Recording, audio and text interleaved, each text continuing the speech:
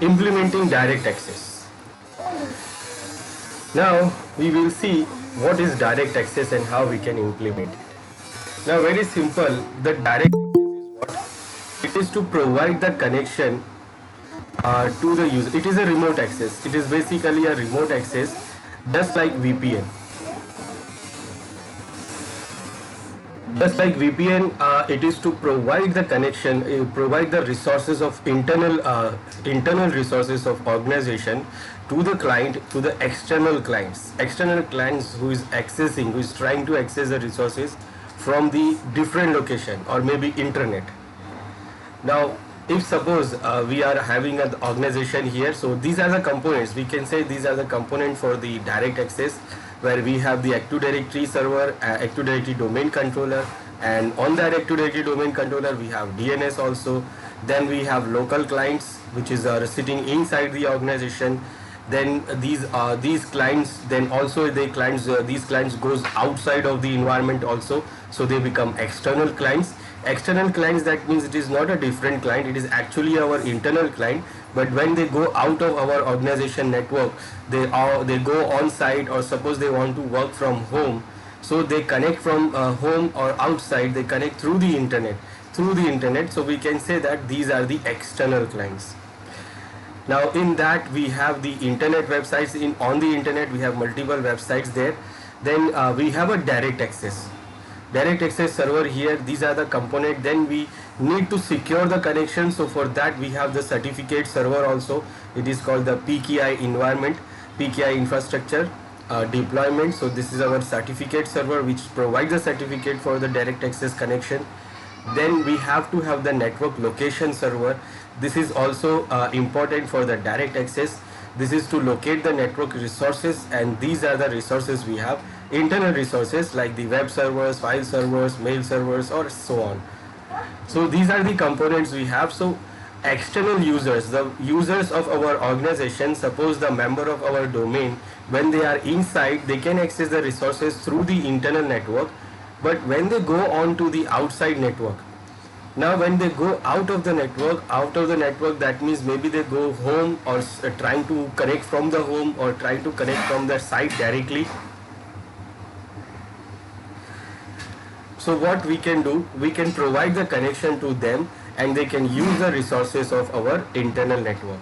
Now for that we have two options. We have the remote access option. In old days we used to configure the VPN. We used to configure the VPN in old days for the old operating system, but now we have the new thing which is called direct access. Now VPN has, when we configure the VPN, then clients have to make sure that they are connecting to the VPN. That means every time when the client wants to join the internal network and the VPN server, then they have to dial the connection, and then they have to dial manually. Then they can connect into a VPN server. Through the VPN server they can connect into the internal server, internal network, and they can access the internal resources, but they have to do it manually then. But now we have the direct access. That direct access do what? Without any manual intervention by the client. Clients don't have to do anything. They will directly easily connect to the internal network through the direct access. Even clients don't know about it. Like when they are into the internal network, they will access the resources through internally. Now when they go out of the network, they don't have to do anything. They will connect automatically through the direct access server, and the process happens in the background, so clients don't understand, client don't notice also. So these are the components. Then how they works. So direct access server deployment options. These are the options we have to deploy the direct access server. Direct access server deployment options, we have the simple deployment by using the getting started wizard. So after installing the remote access role in our server, we get the option to start the getting started wizard. So we can deploy it from there, or then we can go for the complex deployment by using the advanced configuration option. So we can go for the advanced configuration option also, where we can configure the direct access.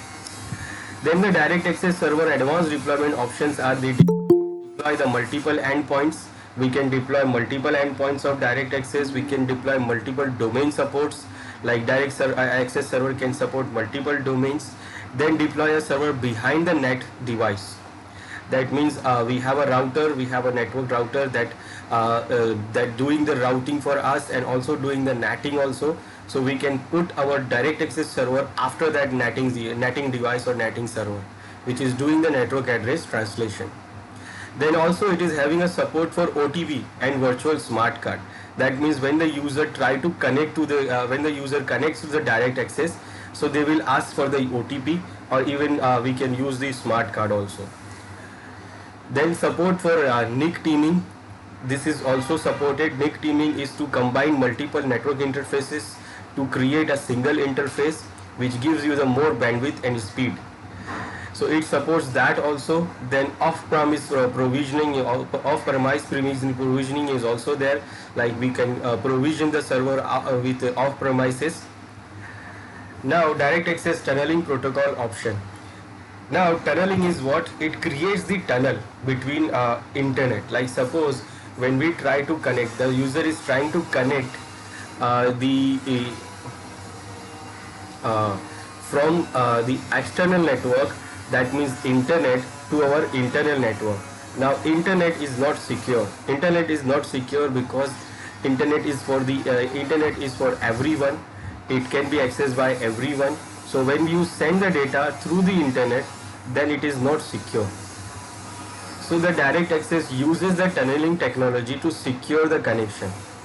Secure the connection in whatever the data user sends to the internal network or internal resources when they access from the internet.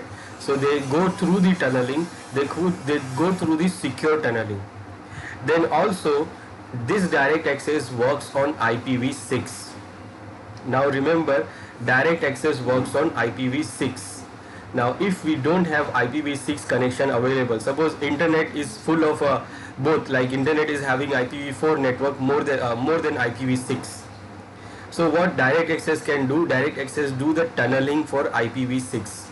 It uses the tunneling for IPv6. That means it creates the tunnel of IPv4, and inside that IPv4 tunnel it sends the data with the IPv6 protocol. Because the direct access supports IPv6, it works only on IPv6. But in an internet environment, we may not have the IPv6 environment. So what? It creates the tunnel for IPv6 in IPv4 internet. And for that, what it uses these protocols. These are the tunneling protocols. This is like ISATP, that is tunnels IPv6 traffic over IPv4 network for internet communication. Then we can use the direct access can use the 624, that is used by direct access clients with a public IP address. Then Teredo used by the direct access clients with the private IP addresses behind the net devices. Then IP HTTPS used by the direct access clients if they are not able to use ISATP or 624 or Teredo. So these are the tunneling protocol used by the direct access if it uses this ISATP tunnels for IPv6 traffic over in IPv4 internet communication, intranet communication. That means if the internet in our internal network we have IPv4 communication and we are using to direct access to connect the external clients. So direct access only uses IPv6. So it creates this ISATP tunnel so that it can send the traffic through the IPv4 tunnel, the IPv6 traffic. Now if a direct access it uses 624, it is used by direct access clients with the public IP addresses. That means if the client is using the public IP addresses like internet from the public IP addresses, so it can use this. Teredo it use when it is using the net. When we have a net device, when you have a router which is sitting before the direct access and it is doing the netting, so in that case it uses the Teredo. And if it is not able to use any of these, then it uses the IP HTTPS tunnel. So these tunnels job is to do what? Very simple. The job is to create the IPv4 tunnel so that it can send the IPv6 data inside that tunnel. Because in an internet we don't have IPv6 environment going on. Mostly we have IPv4 internet. So what it uses the IPv4 tunnel to send the IPv6 data, because the direct access uses the IPv6 to do the communication. It does not use IPv4, and because of that most old operating system does not support direct access.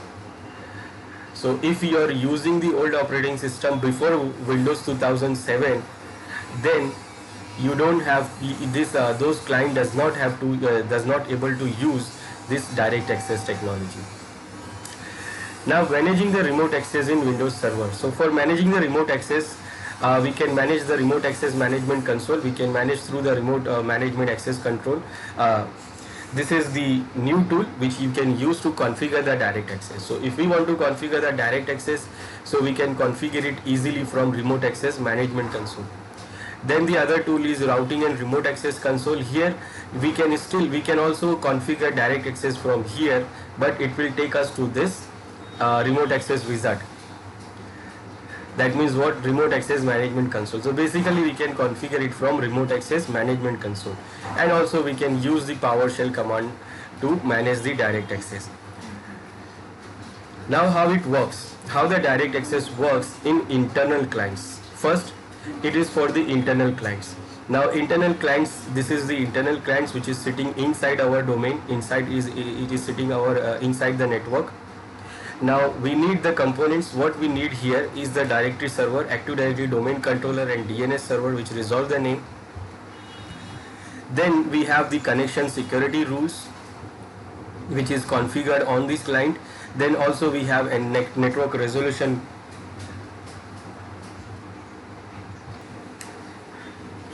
So it has we have in the client we have applied the name resolution group, the policies. So we have to apply the policies here. So policies, group policies are applied here on the client. These are the policies, connection security rules to secure the connection, and the group policy objects to provide the way it can connect. Now it is internal client, it is not an external client. So how it connects? First it will send query to DNS server about the resources or direct access, or it will send the network location server query. Then what? It sends the query for the network location server, that where I am right now where I am, I'm in an internal network or I'm in an external network, so that I can access resources or not. And then because we are using the secure connection, so it uses the certificate to secure the connection. So it will try to connect the CRL. Now CRL is what? It is a certificate revocation list, and the server the server which is distributing the certificate revocation list is itself a certificate server. So certification revocation list, it will check, our client will check that whether the certificate for the resource or the resource or the network which we are trying to access is expired or not, or it is revoked or not, it is valid or not valid. So if it is valid, and that list it will get from this CRL distribution point. It is the certification authority server which says that the certificate is valid or not valid. Now once it is set valid, then it will get the resources information from the Active Directory, and then it can connect the resources. This is when it is internal. Now when the user is in external, when it is in an external network, this is our internal network where we have the resources, Active Directory domain controller server and DNS server, and this is the external client with the policies and security rules are applied. Remember, we have to apply the configure the clients by using the group policies. So it will apply this group policy so that the client will use the direct access to get the internal resources. Now the user is sitting on the internet and it is outside the internal network. So what it do first, it will send it will consult the security policies and group policy objects. It will check the policies what is applied onto this client, and the policies define that where to go for internal resources. Then it will go for the DNS server. Now this DNS server is an external DNS server available on internet. It is available on the internet environment. Now here it will try to check, it will try to get the domain name of our domain. So for that we have to make sure that our domain is registered on internet environment. So our domain must be registered here so that our external client can get the records of our external domain, internal domain. So our domain name must be registered here in the external DNS servers. So it will try to contact the DNS server to get the information from that DNS server about the domain, which it is getting the information from here through the policy. It is getting the policies and saying that you have to connect this server and you have to connect this server for that internal request or internal resources. So first it get the name from the DNS server of the external DNS server. Then it knows that where is the domain and where is the servers. Then it will connect the direct access server. Now when it connect the direct access server will create the tunnel. It creates the tunnel and pass the data to the Active Directory server for authentication. Now after the Active Directory server is authenticated this network connection, then what it creates the internal tunnel that will use that user to go into access the internal resources. So it can use these tunnels to go to internal resources and access the internal resources through the direct access server. Now if the user wants to access the internet or like the websites available on the internet, then they can also do that. They will connect the DNS server, external DNS server for any external websites, and then they can get the record and connect the internet websites. So the same time it can access the resources of our internal domain, at the same time also it can access the internet environment also. Now installing the remote access role. So how we can configure the direct access by installing the remote access role. So for configuring the direct access we have to install the role, this remote access role. So let's see how we can install the role, and then we will configure the direct access. This is our domain controller, and we will configure the direct access server on server 2. I will not configure it on the domain controller, so I will go to server 2 and install the direct access, the remote access role. Now this is our server 2. Now this server I will use for direct access. Now remember, the server which we want to configure the direct access, we should have two interface connected to that, or maybe it can also configure it with the single interface. Actually we can configure it with the single interface also, but if we have a two interface, then it is good for us. So what I will do, I will add one more interface into it, this server 2, and then what we will install the role into it. Now we have added one more interface to this server 2, where we are wanted to configure this remote access, direct access. So we have to configure the IP address on that also.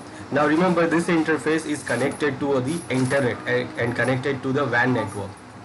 Now our internal network may have the private IP addresses, but the interface which we use to connect the clients of external clients, this interface must support the public IP address. That means if we want to configure the direct access, then we cannot have private IP address on the interface which we want to connect the external clients. So it need to have the public IP address. If you try to use the private address, it will not allow you to do that. So on this interface which is connected to the client, external clients, we must need the public address. That is what because it is connected to internet, and internet we need public address. Without public address we cannot go to internet. But it supports private address only when we configure it after the NAT. So if our interface, our direct access server is sitting after the NAT, then it can support what the public private address there.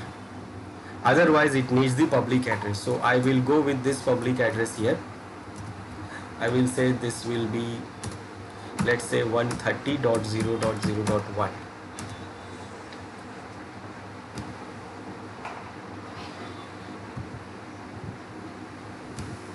Now I will do one more thing here, because we are not doing this from internet connection. We are practicing it on this local environment. So I will remove this also, register connection to the DNS, and also I will disable the NetBIOS on this interface. This is because this is what I'm doing only for because we are doing it in internal environment, but when we are doing it in a real environment, real in the internet connection where our domains are registered, then we don't need to do this. Okay. So we have configured the IP address here also, and this is the public IP address. Now we will go on to install the role now. So manage, add and remove roles, and from here we will go on to install the remote access role. So this is the remote access role I'm going to install. No feature, and this is what we can configure with this remote access, and here we can select what we want to configure. So I want to configure direct access and VPN, so I will select this, or even I can select this also. Web application proxy I don't need right now, and it requires the IAS also. Direct access required the IAS also, because the network location server is actually the web server which locates the network, which is the network location server. So let's select the restart also and install. Now it will take a little time to install.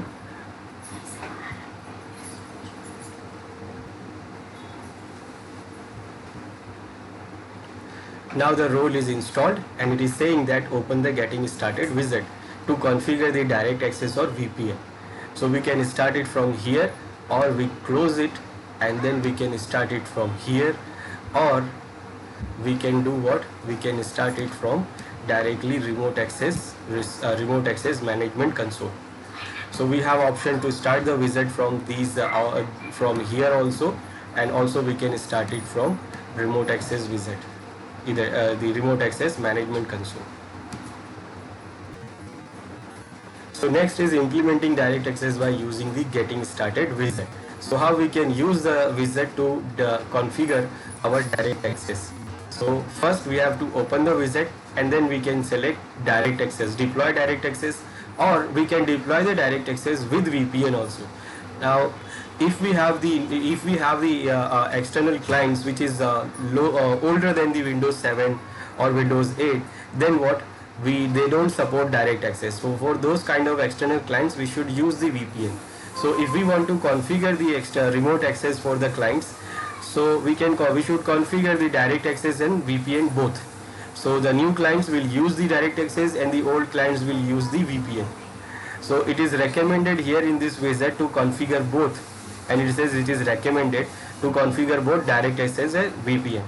But if you want only direct access, then you can do this, or only VPN, then you can select this option. So we want only direct access, so we will select only direct access here. So let's see how we can configure it. Now to start the direct access wizard, the getting started wizard, we can start from here, and it will start the wizard, and this is the wizard. And or if suppose we have closed it from here, then still we can access it from this remote access management console. We can go to remote access management console and we can access it from there also. Right now it is running, so we will use this. So it is saying that we have option to deploy both VPN and direct access. So if we want, then we can deploy both, or we can deploy only direct access or only VPN. I want to deploy only direct access, so I will go on to select this. It is checking the prerequisites. Now initializing the configuration, and here it is. Now in this option it is saying here select the network topology for the server. Now here it says how the topology, what is the topology for your direct access. That means how your direct access is connected to internet. If you select edge means what? In this topology the remote access server is deployed at the edge of the internal corporate network and is configured with two adapters. One adapter is connected to internal network, and the other adapter is connected to internet.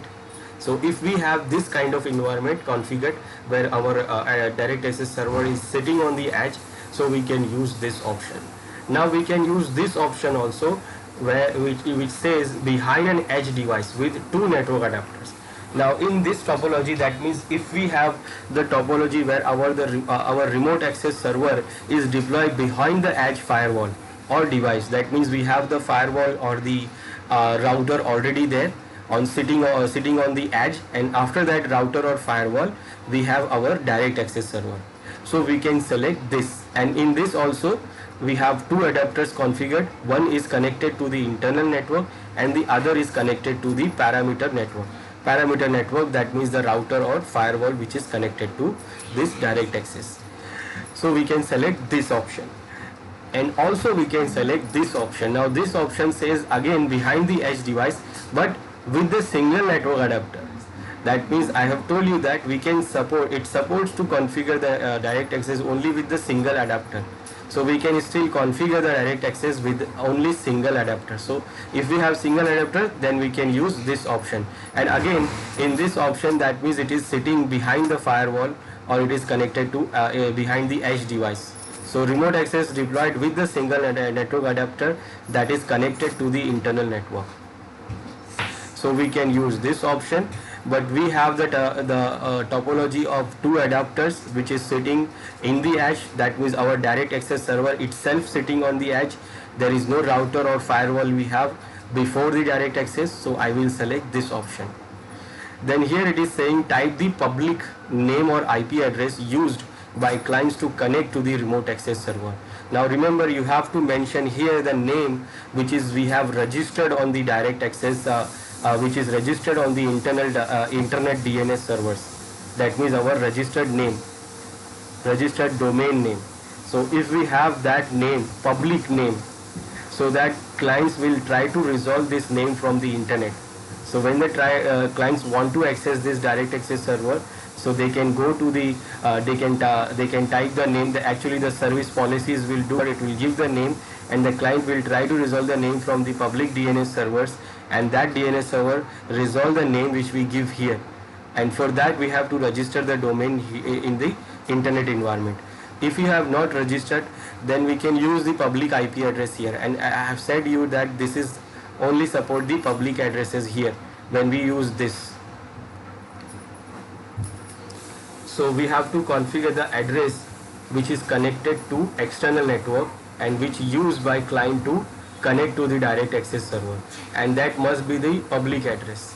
So here it is saying we have this address 130.0.0.1 which is our public address. So I will mention that here.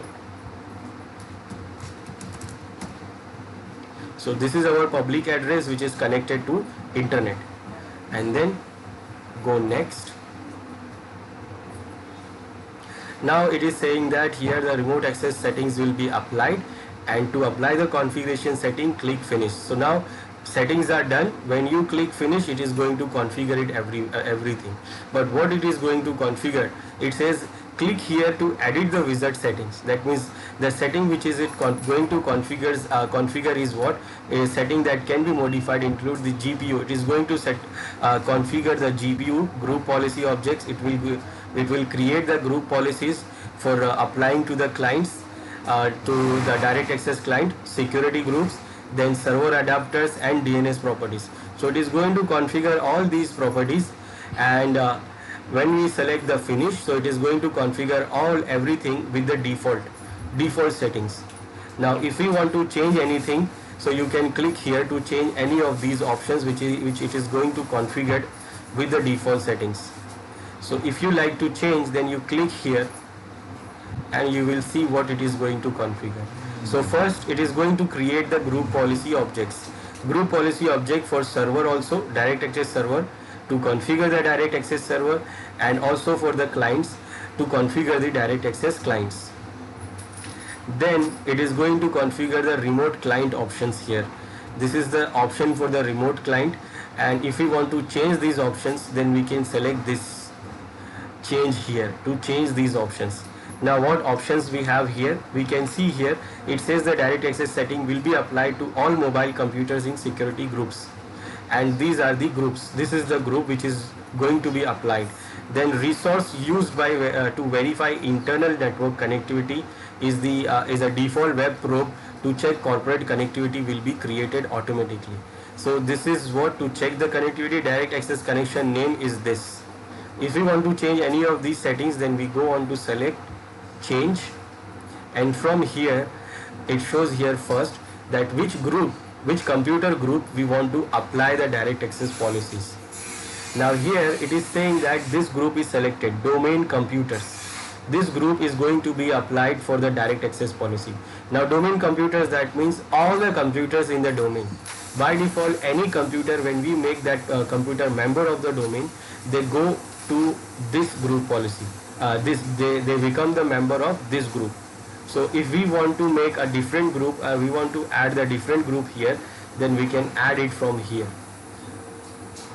So if suppose you want to add the different group, then you have to create the group on the domain controller, then you can add the group here. Then this option says here the enable direct access for mobile computers only.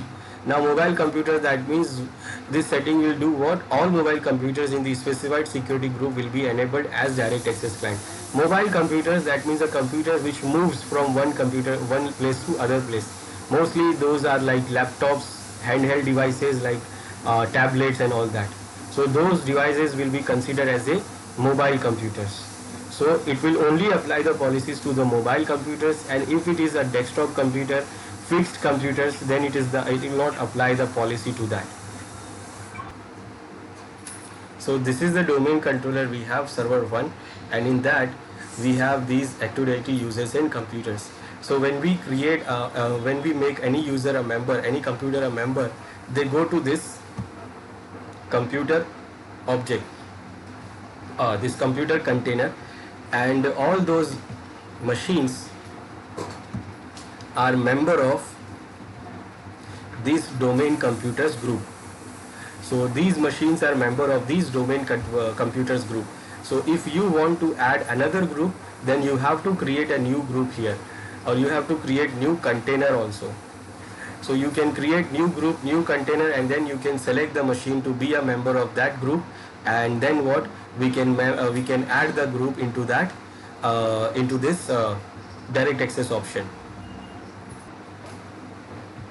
So we can add that group here. By default it is selecting the domain computer groups, that means all the computers which is member of our domain. So if we want to have a specific group of machines, then you can add only that group.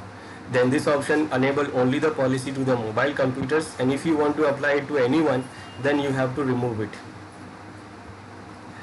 Now in a real environment, it should apply only to the real machines, only to the mobile computers. But for this testing, what I will do, I will remove it here, because the machine which I am trying to test is not a mobile machine, it is a desktop. So I will remove this one so that it will apply onto every machine here. So I'll say OK. But in real environment, you should not remove this. Now here it is going to select this network connectivity assistant and direct access client. So it is going to select automatically. We don't have to select right now here, but it is going to select this automatically. It is going to create a web assistant here. So this network connectivity assistant, direct access client computer provide direct access connectivity information, diagnostic and remediation support. So this connectivity assistant, it will automatically select when we configure the direct access. Here we have option to allow the direct access client to use the local name resolution. Local name resolution to connect the internet also. So if we want them to connect the internet by using the local resolution, so we can select this option also. So it will create the policy according to that. Now I will say OK, finish. So I have not changed anything, but if you want, then you can change those things. This is for the client, this is for the remote access server settings, and these are the remote access server setting. If you want to change, then we can change it from here. Like these are the settings which we have already selected. These are the adapter which is going to be internal and external, and the certificate it is going to browse. Now right now it is not showing any, but it is going to create right now. So when we configure it, it is going to create all of these things, all of these settings. And also we can see this after configuration also. So I will say OK here. I have not changed anything, and I'll go on to select finish here.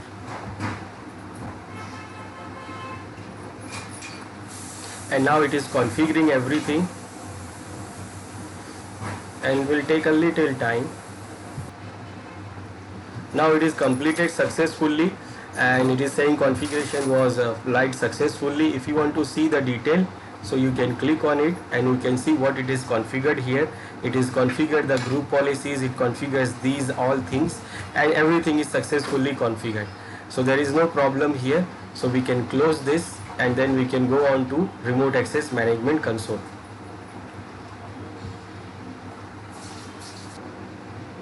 When you select finish there, then you will see you'll be redirected to the remote access management console, and this is what you will see here. This is your dashboard. On the dashboard you will see the operation status, that this is your server, and this is the configuration status. It is saying that configuration for server are not yet retrieved from the domain controller, so it will take a little time to retrieve the information from the server. You can do the refresh here and refresh, then it will try to retrieve, and it will automatically refresh, and the interval for the refresh we can select from here. So after the every 60 seconds it is going to refresh client activity, and also after 300 seconds it is going to refresh the time for server activity. So this is what it is going to refresh it automatically. You can reduce the time also. Here you can see the direct access configuration, and this is the direct access configuration. This is for the client. So if you want to configure anything for the client, you can go on to edit now. If you want to change any configuration for the remote access server, then we can select it from here. Then also this is our infrastructure server, this is our domain controller settings or something, identity infrastructure server accessed by direct access client before connecting to internal resources.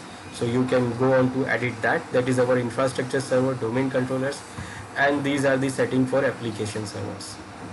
So if you want to edit these settings, we can edit from here. So after getting started wizard configured, what changes it do? Changes made by the getting started wizard. Changes made by this is first direct access server setting GPUs. It create these GPUs, 2 GPUs for server configuration and 1 GPU for 2 GPUs it creates, one for server and one for client settings. So the settings which is going to be configured on server, it is added into this group policy, and it will force the servers to use these settings, and the settings for the client is added into this GPU, so it will force the client to use these settings. Then it is not supported to manually edit the GPUs. So we cannot manually edit the GPUs. It creates the automatic, it creates all the GPUs automatically. Then it creates the DNS server settings also. In the DNS server, it creates the records for these direct access servers. Then also remote clients, it do the changes, the group policies will apply to that the clients, and the client will change. Then remote access server settings also change because of the group policy. And the infrastructure server is our domain controller server, so it also have some accounts created there. So these things are also changed there. Then the limitation for deploying the direct access by using the getting started wizard. As we saw, the getting started wizard is not having some much options there, so it has some limitations. First, certificates. There is no option to create the certificates there. If you see, we have seen the getting started wizard, and we have clicked it for the advanced settings, and there is no option to create the certificate.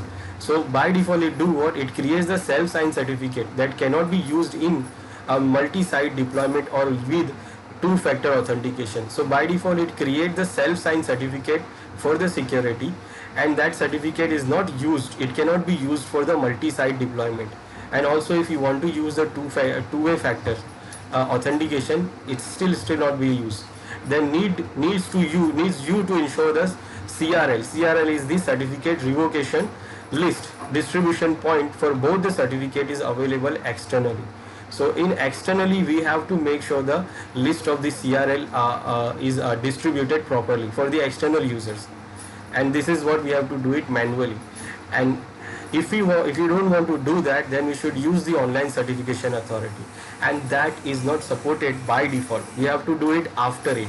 Like getting started wizard will not give me option to do that, but after the configuration we can do that from the remote access management console. Then network location server design and deploys the network location server on the same server as the direct access server. Now network location server, which is to locate the network resources, is same as the direct access server by default. That means when we installed it, when we configure it from the getting started wizard, so it will not give me option to select another network location server.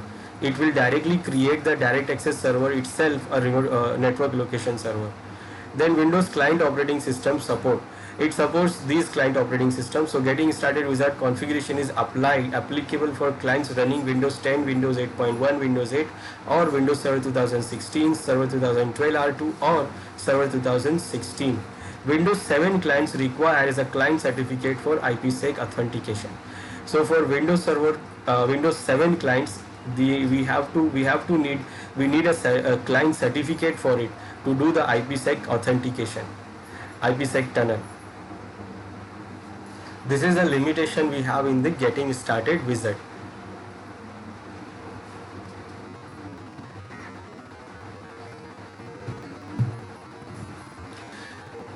Now implementing and managing the advanced direct access infrastructure. So first, overview of the advanced direct access options. Now advanced direct access options includes the scalable and customized PKI infrastructure. By default, it uses the local certificate authority, self-signed certificates. So if we want to use the online certificate authority, then we can use it. We can scale the organization, we can scale the configuration options to support the PKI infrastructure. Then this is PKI, that means public key infrastructure. Then customize the network configuration option. We can customize it also through the advanced direct access configurations. Scalable and highly available server deployment. We can customize monitoring and troubleshooting also. Then we can also configure the load balancing and high availability options. Direct access can be made highly available using the network load balancing server. So if we want to use the direct access highly available, then we can use the network load balancing also. And also we can use some third-party solutions such as Citrix, Net, Scalar, F5 and others. Then if the direct access server is running in a Hyper-V virtual machine, if suppose we create the direct access server as a Hyper-V virtual machine, then we have to enable the MAC address spoofing also. All direct access servers in a load balancing cluster must have the same configuration. So if we are trying to use the network load balancing for the highly availability, then what we have to make sure that load balancing cluster must have the same configurations. And we should consider making the network location server highly available as well. So if suppose by default the network location server is the direct access server itself, but if we want to create other server as a network location server, then we have to make sure that it is also highly available, just like the direct access server. Supporting multiple locations. So with multi-site deployment, we can deploy the direct access to support the multi-sites. So when we deployed the multi-site, 2 or more direct access server are placed in multiple locations. A multi-site deployment gives the following benefits. That means your direct access clients connect to the closest and fastest direct access server. And if a direct access server is on site, goes offline, clients can connect to direct access server in another site. And a multi-site deployment requires what? A PKI. That means a local self-signed certificate will not work. A single direct access server with advanced settings already deployed, and internal network must be IPv6 enabled. And if you are using Windows 7, so Windows 7 client must be manually assigned to a site. Now if we want to integrate the direct access with PKI, that means public key infrastructure, that is using the public key certificates. So if we want to use this, so we have to do this by first adding and configuring the CA server role. If it is not there, that means first we have to create the certificate authority server, then create the certificate template for the direct access, and also create the certificate revocation list, distribution point, and publish the certificate revocation list, then distribute the computer certificates to all the clients and servers. Now implementing the client certificate for direct access. So computer certificate for IPsec authentication is required for direct access clients running Windows 7. So if the Windows 7 server wants to connect the direct access, so direct access uses the IPsec tunnel to create the connection, and for that it needs the certificate. So by default, if you are using the Windows 10, Windows 8, so they will use the IPsec certificate. They will get the self-signed certificate for the from the direct access. But Windows 7 need to be have manually configured. Then step for deploying the certificate for client computers are first to create the group policy, and then in the organization unit that contains the direct access clients. So we have to create the group policy for the clients and configure the group policy for automatic certificate request for the computer account. So the clients will request for the automatically request for the group, or through the group policy it will request automatically for the certificate. We have to configure that setting and apply the GPU and verify the certificate is issued. Now direct access can be configured to use OTP also. Now this certificate manually we need to apply if we are using Windows 7. If you are using Windows 8, 10 or Windows 16 2012 R2, then it does not need.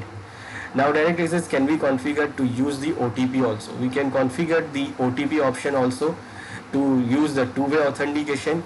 Typically requires third-party software or hardware to apply the password, and also for these we need the third-party software. It is not available by default, but we can use the third party for it also.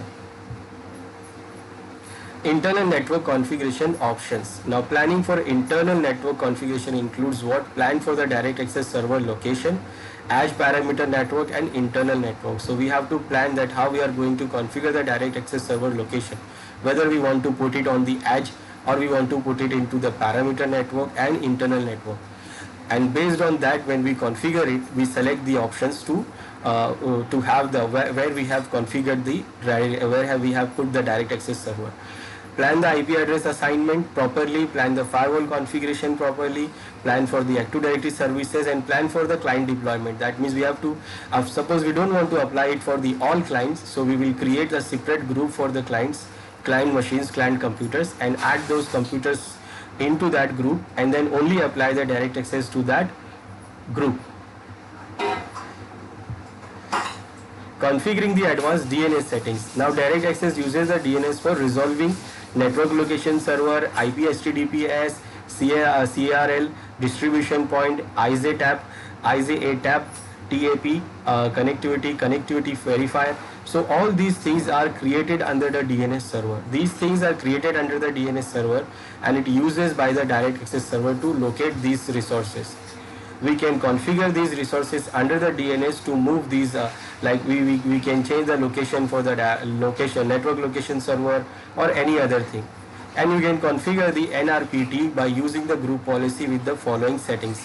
And for changing this, we can configure the group policy and name resolution policy table, and we can change the DNS suffix, CRL distribution point, or if you are having the split DNS, so we can change the setting from the group policy.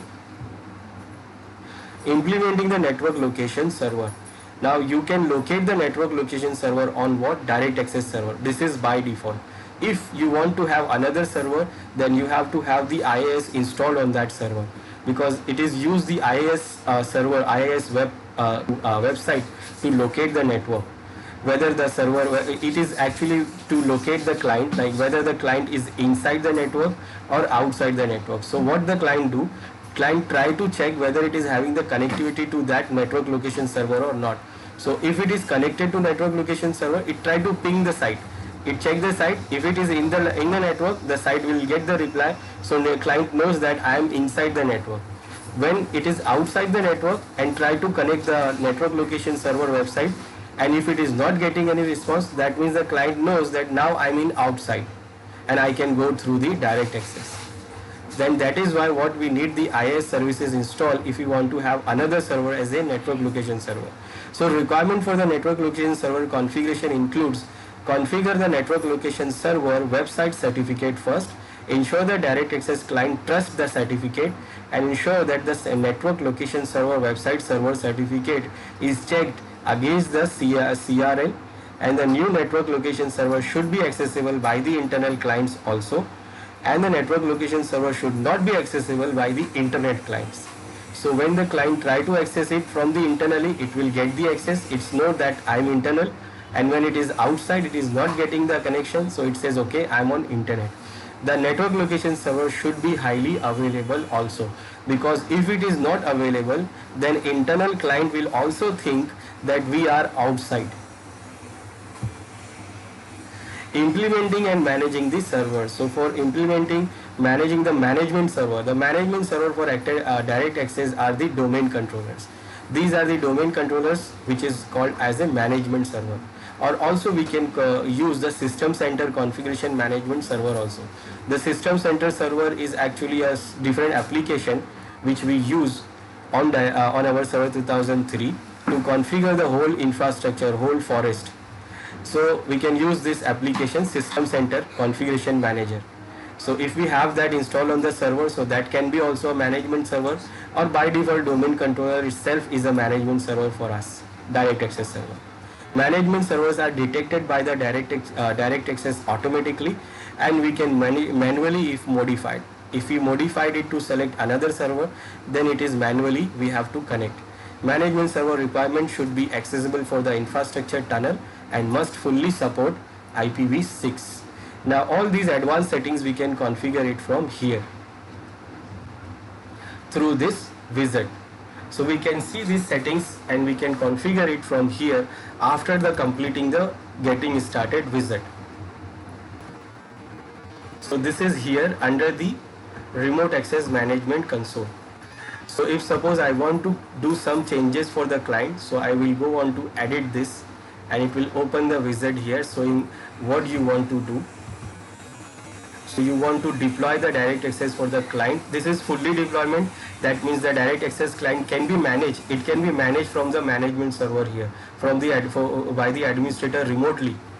So the clients can be managed like it. The administrator can access the client computer for management if you use fully, or if you use this, then remote management only. So administrator can remotely manage the direct access client computer located in internet. With this option selected, direct access is not deployed for the client access to the internal network. So we select this. This is already configured. Then here, remember the group option is still we can change this. We can enable the direct access only for the computer. We can change this also. We can use force tunneling also. Then remember this option is now automatically selected. I have told you that the option will be automatically configured. So this is what the site for the network artist connectivity assistant. So checking the connectivity, this is the site which is configured on this direct access server. Because of this, it needs the IaaS servers, IaaS services. So IaaS services are installed, and it has configured these sites here. If you check the sites, so it has default site, and under that it has created these websites. For network location also, this is also a network location server, so it is having this configuration here already. So it is already configured. It is HTTP because it is not using HTTPS. This is the name for our direct access connection. Workplace connection, we can change it, and also we can allow the client to use the local resolution. This is the options for the client. And if you want to change the setting for the server, remote access server, so we can change it from here. We have already selected this on Edge, and this is the IP address. This is the external and internal IP addresses, and you can see it is using IPv6, and now it is using the self-signed certificate. So certificate is already now created. Previously it was not showing the certificate, but now the certificate is created, and we can see it on IaaS server. If you go to server here and in the certificates, so we can see these are the certificates, self-signed certificate it has created.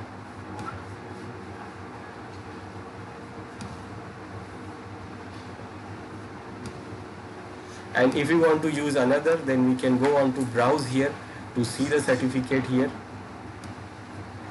Then next we can configure, this is Active Directory authentication, that is by default selected, but we can also go to select two-way factor authentication with the smart card or OTP. So if you like, then you can go on to select this also, use OTP, but for this we need third-party hardware and software also. This is what the server configuration. Then this configurations are for the infrastructure server. We can use this. This is the name for the infrastructure server. These names are already created under the DNS. This is the certificate. It is using the self-signed certificate we saw in the Active Directory server, this IIS server. These certificates, it is by default using the certificate. Next, it shows the DNS names here, IP address. Next, here we can add more suffix for the DNS if you have, and this is for the management server. Now we can decide the management server here, and management server can be a domain controller. So if you like, then we can add that information here. Then for the application, we can add more applications here. By default, do not extend the authentication to application server. That means it is not going to extend the authentication to application server itself. The authentication will be done by the domain controller. Now if you want, then you can extend the authentication also to give the authentication option to the application server itself. Now these are the settings we can change from here. We can finish it to apply the setting if we have changed something.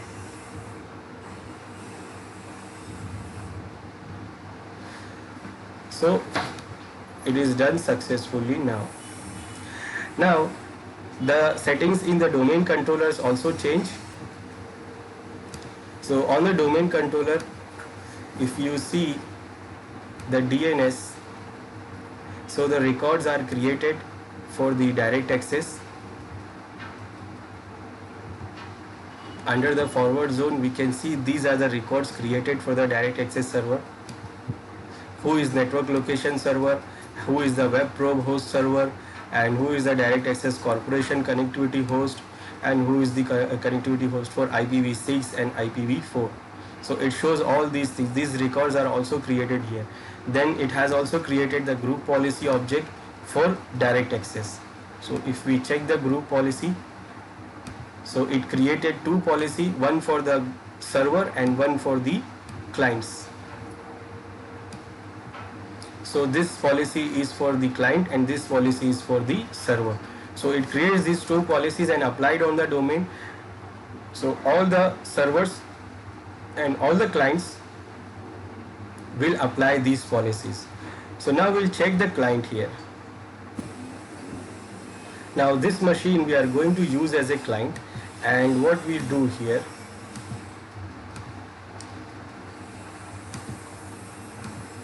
first the policies must be applied to this client. So first what I will do, I will go on to update the policy.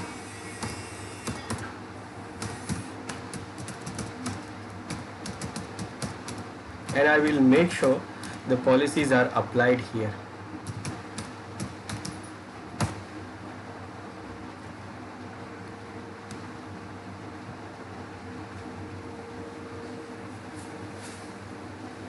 It is not applying here. It is having a problem here. Okay, so now the policy is updating. Now we have to make sure the policy is updated here.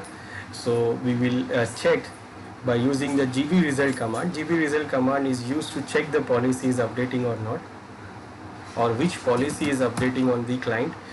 The command is gbresult with -r option. So it shows what policies are updating here. So we can see here, okay, so the policies are applied. This direct access client setting policy is also applying here. So the policy is now applied here. We can check the IP configuration. Now right now we are connected to the internal network. That means right now we are inside the network. We can check by this netsh command,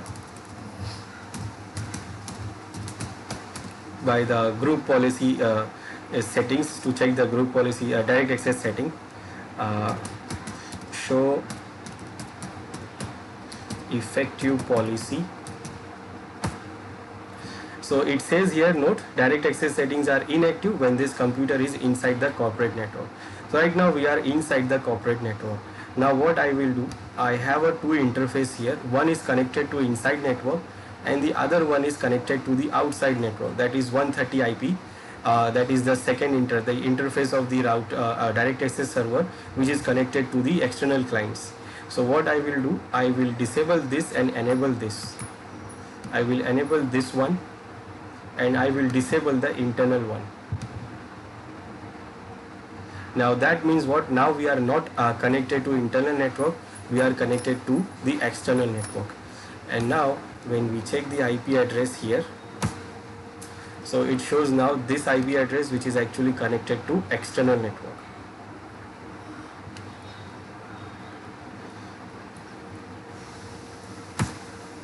Now when I run this command, net show name show effective policy, so it says that this is the effective policies we have. This is the name for the network location server and these are the settings which we have configured in the direct access. This is for the domain, this is for the name. Now we can verify the setting, which is it is configuring properly or not. We can go to settings and here we can see the direct access, and when we click here it says the name. This is the name which we have configured for the direct access, workplace connection. There is no internet here, but it is saying your PC is set up correctly for single site direct access.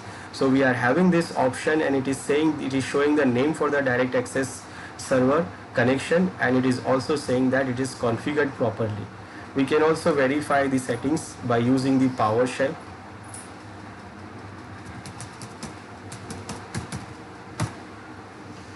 In a PowerShell, we can use the command to get direct access client experience configuration, and it shows about this, that this is the DA client setting and the client setting is this. This is our web host, the name sai.com, this is the IP addresses, and this is the name for our friendly name for our direct access workplace connection. So this client is now connected to server, our environment, by using the direct access. So when it is inside, so it shows that it is inside, but when it is outside, so it knows that this one is outside. We remember when we previously run this command, so it shows that this server is right now inside, this machine is right now inside, so this policies will not apply. But when it goes on to outside the network, that means when we connect it to the other interface, internet interface, so it says, when we run this command, it says now that these are the policies are now applying. And here under the settings, you can see this, that this is the direct access and this is configured properly.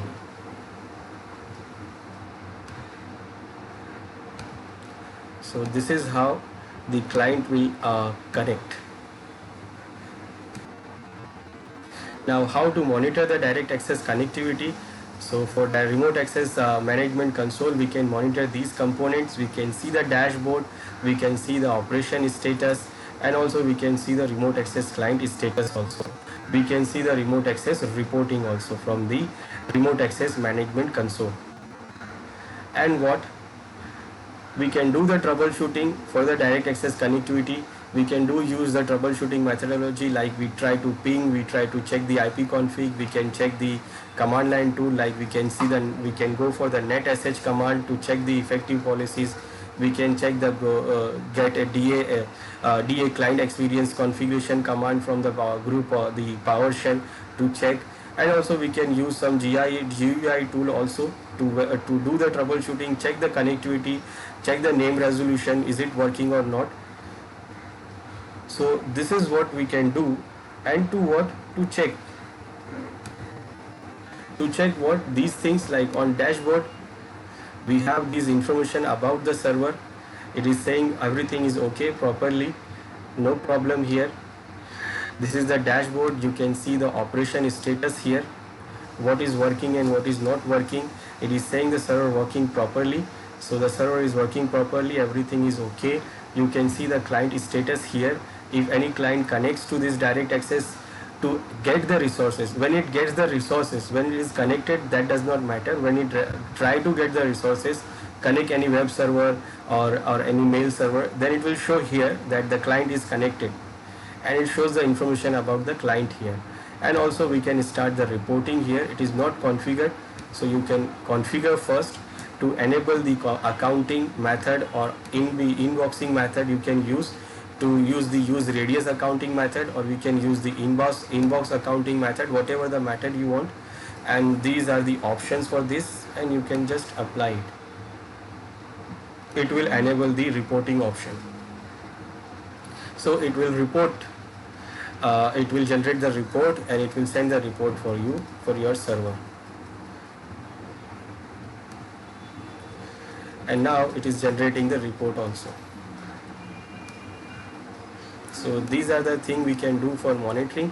And if you want to do configuration, then we can go on to select this, and then we can do configure from here. Graphically you can use this GUI tool, or you can use these options to configure also. Like you want to remove the configuration setting, you want to add an application server, view configuration summary, you want to refresh the management server, reload the configuration. And VPN is not configured, so if you want, then you can configure and enable the VPN also. And if you want, then you can enable the multi-site deployment, but multi-site deployment needs to have a proper online certificate server. And we can also enable the load balancing. So if you want to configure the network load balancing for direct access server, then you can click it from here. Now for this, we have to install the network load balancing feature on all the direct access server. When you go next, it says that you want to use network load balancing cluster for Windows network load balancing, or you want external like third party. If you want this, you go next, it says the role is not installed. So you have to install the feature here, and also in the other direct access servers, so that you can use the network load balancing cluster here for the direct access server. So this is how we configure and manage the direct access server and verify the client, that client is configuring or accessing the direct access server or not.